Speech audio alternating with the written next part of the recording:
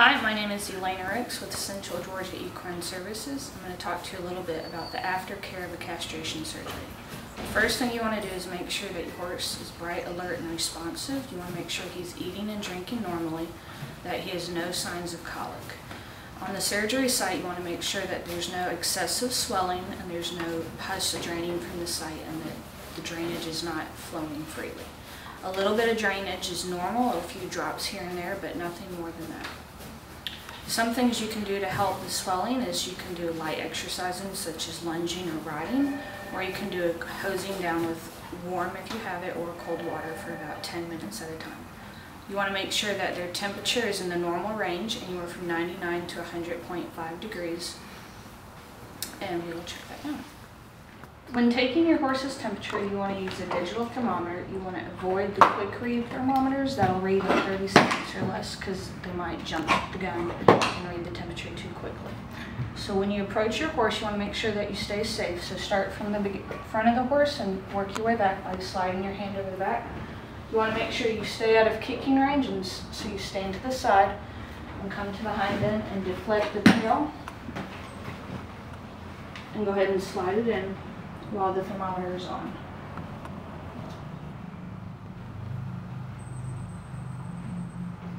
His temperature is right at 100.2, so it's in the normal range, so he does not have any kind of fever. What I've got here are some standard bell boots that we're going to place below his fetlocks. These protect his heels from being clipped from his hooves from behind, and they also help keep his shoes on so that his back feet doesn't pull him off during exercise.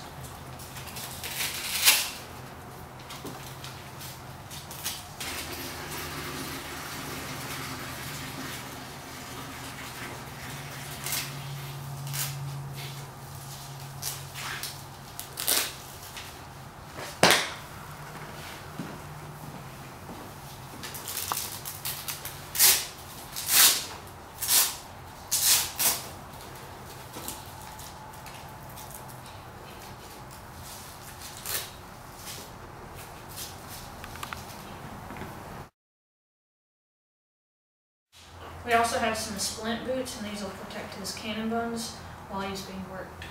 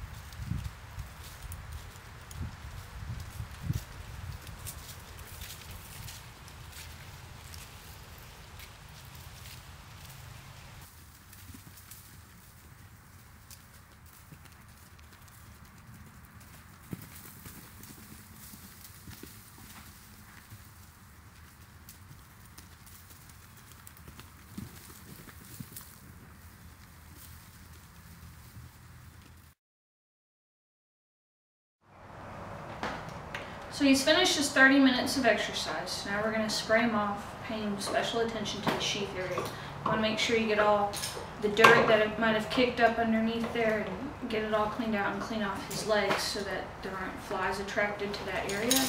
We're also going to spray off the rest of his body and put some fly spray on him to help keep the flies off. Before you go and spray your horse, you want to make sure you stay safe, so never stand directly behind the horse in the kicking zone. You want to make sure you keep one hand on the horse at all times on their hips so you can feel if they're going to move toward you or away. If your horse is not used to being sprayed, you want to start at the bottom of their feet and very slowly work your way up until they're comfortable with the water on their legs. And once you get to where the scrotum is, you want to spray from this side and not directly up. And you want to try and get all the crust and any drainage that's still there off the horse so you prevent flies and ants from bothering them.